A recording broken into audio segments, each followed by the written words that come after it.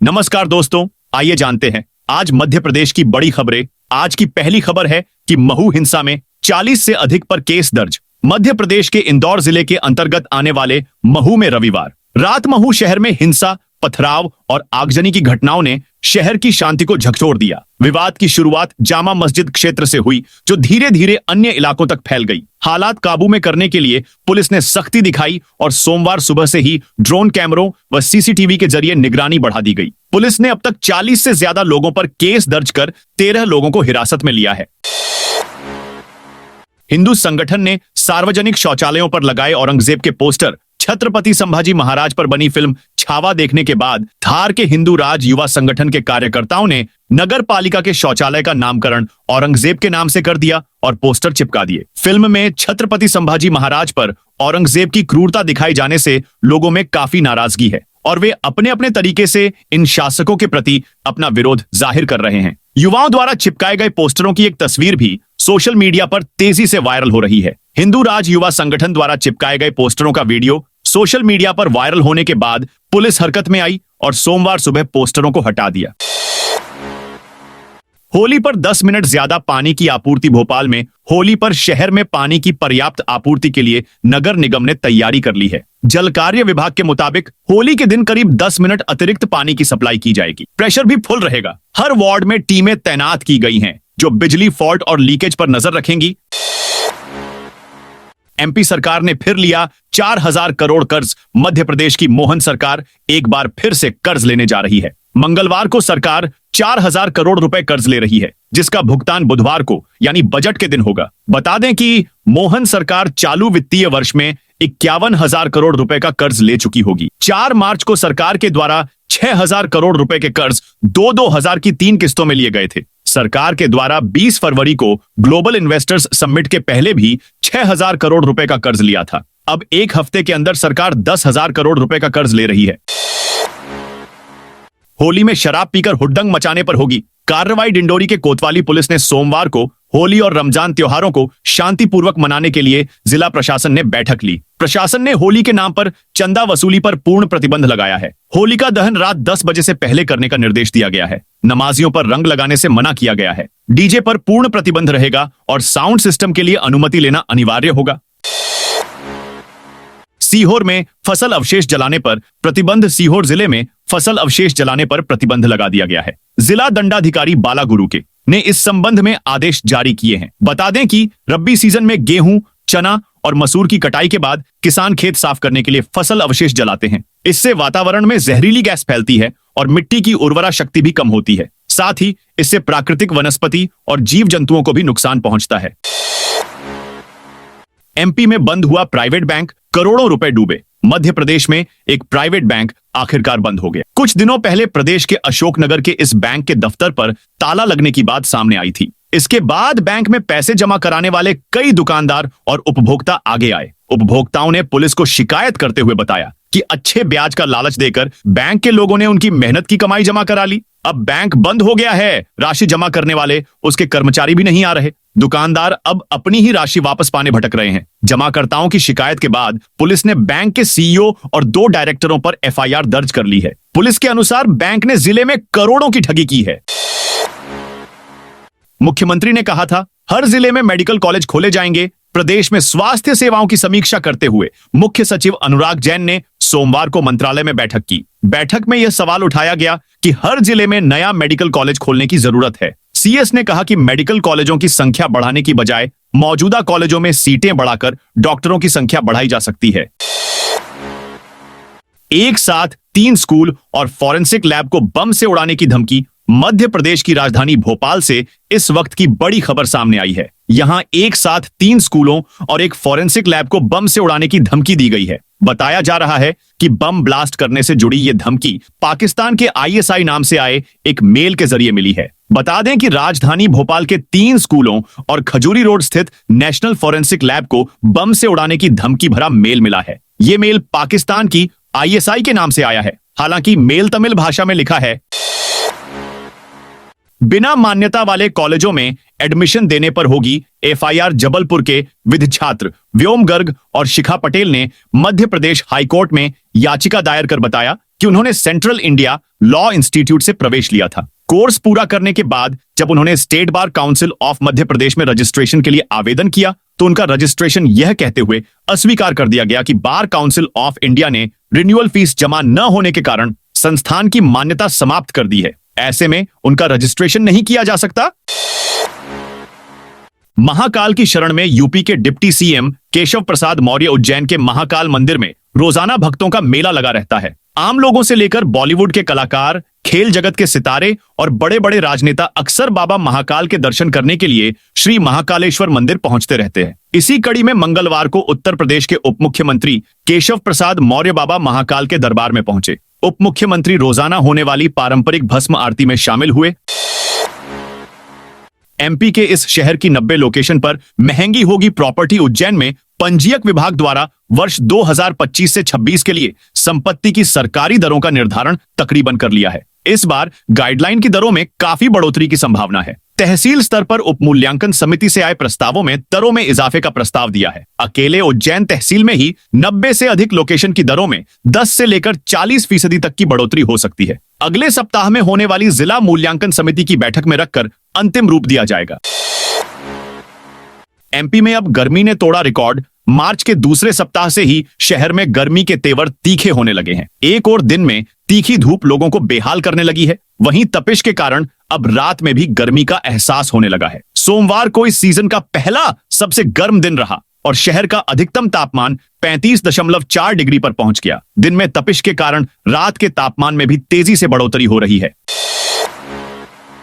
PM आवास के तहत 13 लाख लोगों को मिलेगी पक्की छत। विधानसभा का बजट सत्र सोमवार को राज्यपाल मंगूभाई पटेल के अभिभाषण से शुरू हुआ। उन्होंने 1 लाख किमी सड़क निर्माण की योजना, 30 लाख किसानों को सोलर पंप, केन बेतवा, पार्वती कालीसिंध चंबल नदी जोड़ो परियोजना व ताप्ती ग्राउंड वाटर रिचार्ज जैसी मेगा परियोजनाओं से सिंचाई का रकबा 1 करोड़ हेक्टेयर करने जैसे कार्यों का उल्लेख किया। नेता प्रतिपक्ष उमंग सिंघार ने विधानसभा अध्यक्ष नरेंद्र तोमर की ओर देख टोका। अभिभाषण में कुछ लाइनें छूट रही हैं। इस पर अध्यक्ष ने कहा, इसे संक्षिप्त किया है। अभिभाषण के बीच विपक्ष के दूसरे सदस्य सत्र की अवधि बढ़ाने की मांग करते रहे।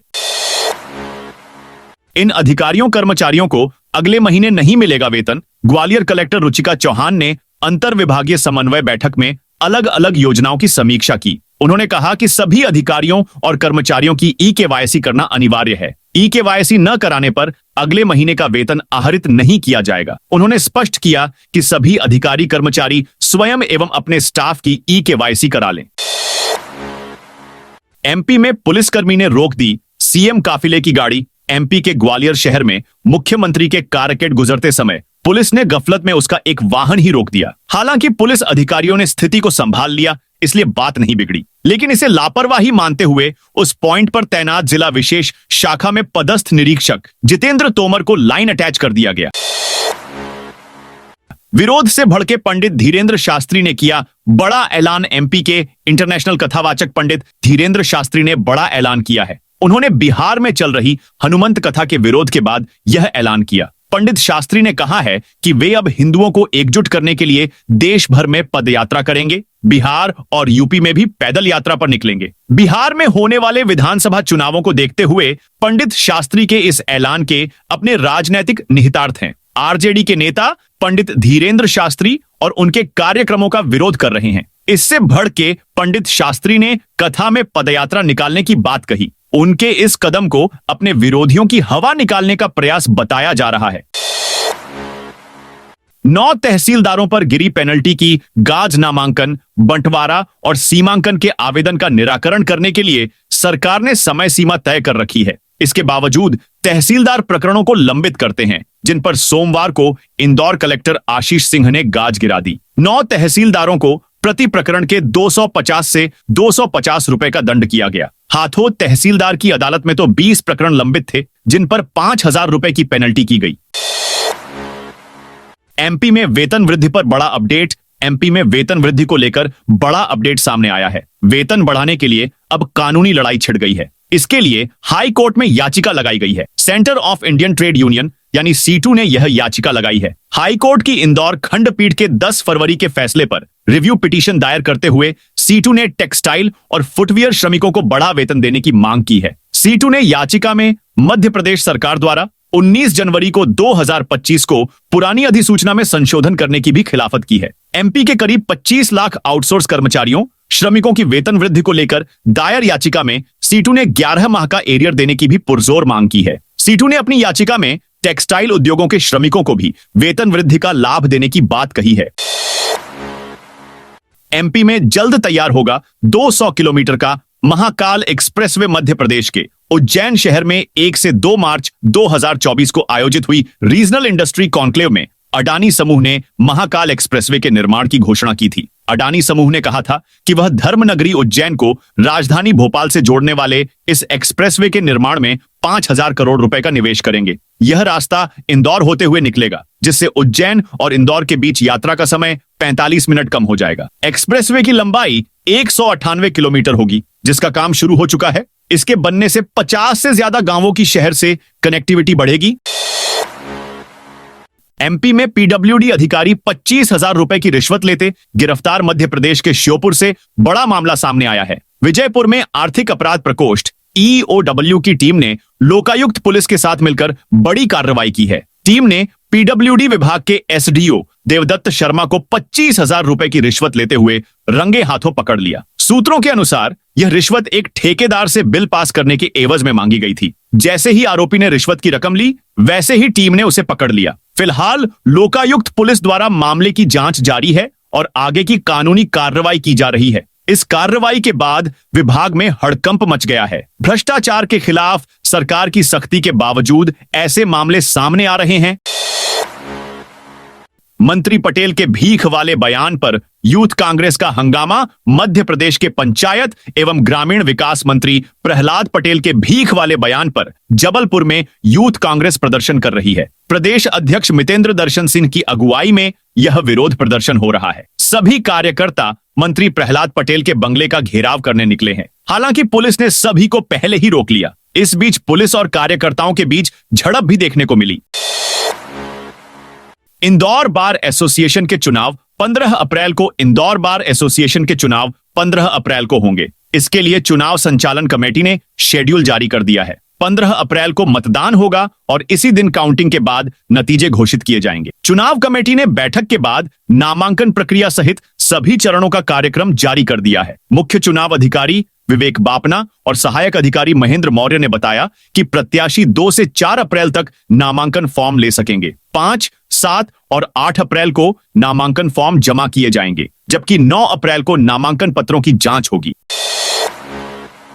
प्रधानमंत्री इंटर्नशिप योजना के लिए 12 मार्च तक पंजीयन युवाओं के लिए भारत की शीर्ष कंपनियों में इंटर्नशिप और अच्छी मेंटरशिप प्राप्त करने के लिए शुरू की गई पीएम इंटर्नशिप योजना का वर्तमान में दूसरा चरण चल रहा है। योजना में अप्रेंटिसशिप के लिए आवेदन 12 मार्च तक किए जा सकते हैं। योजना के तहत युवाओं को देश की टॉप 500 कंपनियों में इंटर्नशिप का मौका मिलेगा, जिनमें प्रतिमाह 5,000 स्टाइपेंड, इंटर्नशिप पूरी होने पर 6,000 बोनस और साथ ही रोजगार कौशल और प्रशिक्षण के सुनहरे अवसर और इंडस्ट्री एक्सपोजर, आधुनिक तकनीक और रोजगार के अवसर मिलेंगे।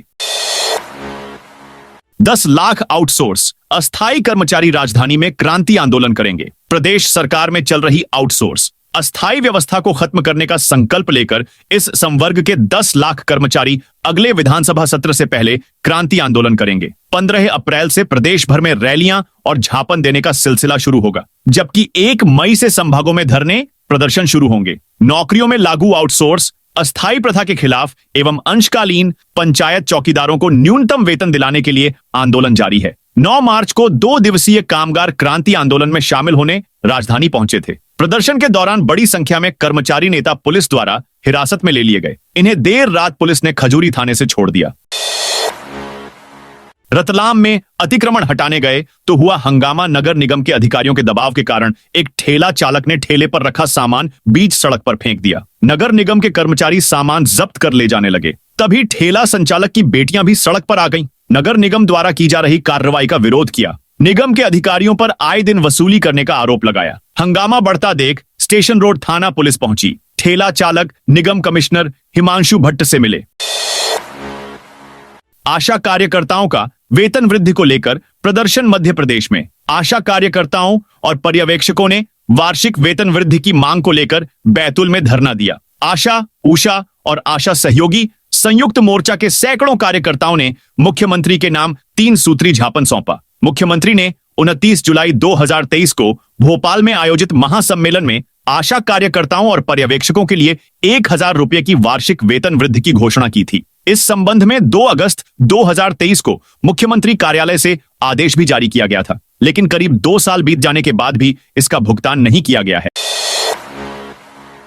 मोरंड गंजाल बांध परियोजना को लेकर आदिवासी आक्रोशित। मध्य प्रदेश में नर्मदा की सहायक नदियों मोरंड और गंजाल पर प्रस्तावित बांध निर्माण के लिए जंगलों की बलि चढ़ने वाली है। इस परियोजना के चलते 2250 हेक्टेयर जंगल क्षेत्र में 4 लाख से ज्यादा पेड़ों की कटाई होने का अनुमान है। नर्मदा घाटी विकास प्राधिकरण द्वारा पेड़ों की गिनती की जा रही है, जिसमें अब तक 1650 हेक्टेयर में 3 लाख पेड़ों को चिन्हित किया जा चुका है। जहां आदिवासी समुदायों के विरोध के चलते पेड़ों की गिनती संभव नहीं हो सकी है। आदिवासी समूह जंगल की कटाई के खिलाफ खड़े हो गए हैं और सर्वेक्षण दल को जंगल में प्रवेश करने से रोक रहे हैं।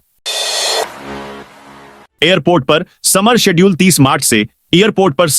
30 मार्च से शुरू होगा। समर शेड्यूल में इंदौर को जेवर, उत्तर प्रदेश और गोंदिया, महाराष्ट्र के लिए नई फ्लाइट मिली है। वहीं दिल्ली, पुणे और गोवा रूट पर एक अतिरिक्त फ्लाइट शुरू होगी। इंटरनेशनल रूट पर फिलहाल कोई फ्लाइट नहीं मिली। इंदौर से शारजाह फ्लाइट के समय में जरूर बदलाव होगा। 30 मार्च से शारजाह फ्लाइट 1.25 घंटे जल्दी आएगी और जाएगी। गोंदिया फ्लाइट फ्लाई बिग, जेवर फ्लाइट इंडिगो और Delhi, Pune Goa flight air India express शुरू करेगा। रतलाम अनाज मंडी में गेहूं की बंपर आवक। रतलाम कृषि उपज मंडी में गेहूं की बंपर आवक हो रही है। हालात यह है कि 2 दिन में किसानों का अपने गेहूं विक्रय के लिए नंबर आ रहा है। सोमवार दिन भर में मंडी में 1000 ट्रैक्टर ट्रॉलियों में भरकर आए गेहूं को नीलामी में शामिल किया। चीफ वाइल्ड लाइफ वार्डन के साथ आज दिल्ली में बैठक। National tiger conservation authority NTCA ने 2026 में होने वाली अगली बाघ गणना की तैयारी शुरू कर दी है। मौजूदा तकनीकों के साथ नई संभावित तकनीकों को अपनाने पर विचार किया जा रहा है। इस संबंध में मंगलवार को दिल्ली में सभी राज्यों के चीफ वाइल्ड लाइफ वार्डन की बैठक बुलाई गई है, जिसमें मप्र के chief wildlife warden Shubhranjan Sen शामिल होंगे। 2022 की गणना के अनुसार देश में 3682 बाघ थे, जिनमें सर्वाधिक 45 बाघ मध्य प्रदेश में हैं। तो दोस्तों, ये थी आज मध्य प्रदेश की बड़ी खबरें। आप इस वीडियो को कौन से जिले से देख रहे हैं, उस जिले का नाम कमेंट में लिखें।